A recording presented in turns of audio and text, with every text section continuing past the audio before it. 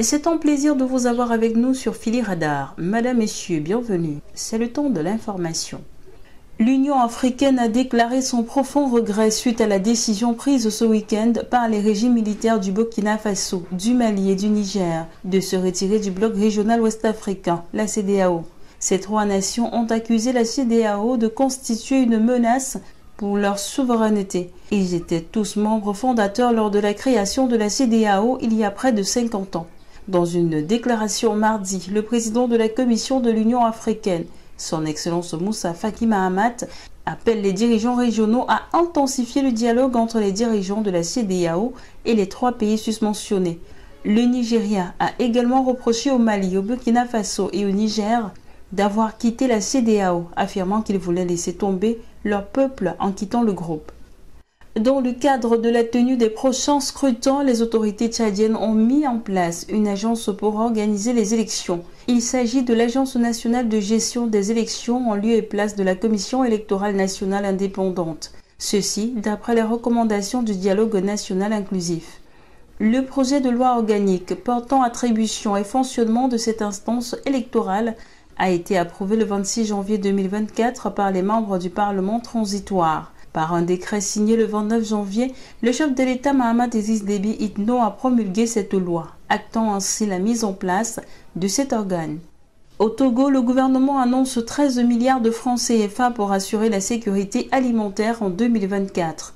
Ce montant prévisionnel correspond à 25% du budget du ministère de l'Agriculture, de l'Élevage et du Développement rural, qui s'établit à 52 milliards de francs CFA, et permettra de financer des projets portés par ce département, notamment le plan septennal de sécurité alimentaire du Togo sur la période 2024-2030, validé en juillet 2023. Cette démarche vise à lutter contre la faim, consolider la sécurité alimentaire, améliorer la nutrition et promouvoir une agriculture durable.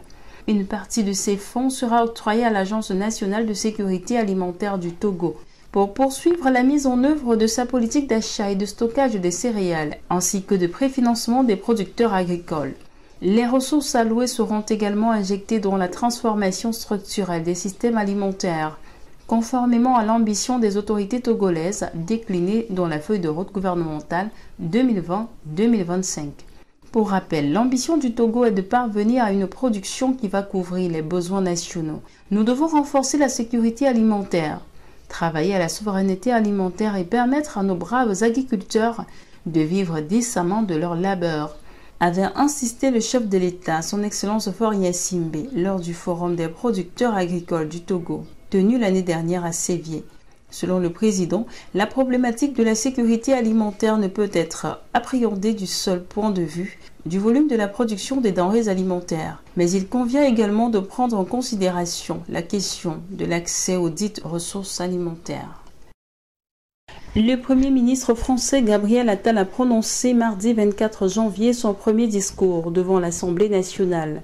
Le travail, l'agriculture et l'écologie ont été l'essentiel de son message. Environ 3 semaines après sa nomination, le Premier ministre Gabriel Attal a dévoilé mardi devant l'Assemblée nationale sa feuille de route. Un exercice incontournable de la Ve République pour tout locataire de Matignon de présenter les grandes lignes de l'action gouvernementale pour les mois à venir. Se pliant à cet exercice, Gabriel Attal a durant 1h30 délivré son message sans discontinuer au lieu des traditionnelles questions au gouvernement. Et ce malgré les chahuts en provenance des bancs de l'opposition. Le mot d'ordre réaffirmer la position de la France, je propose que la France soit pleinement souveraine, a fait valoir Gabriel Attal.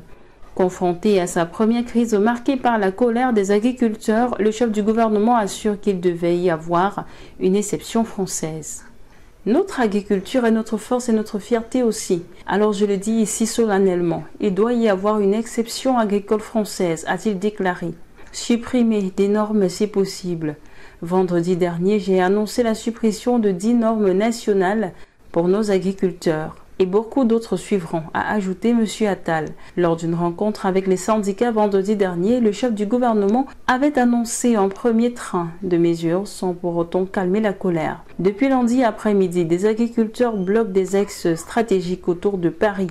C'est ici que s'achève ce flash d'information. Merci de l'avoir suivi. Abonnez-vous à la chaîne si ce n'est pas encore le cas. Activez la cloche de notification pour suivre toute l'actualité sur Philly Radar Média. À très bientôt.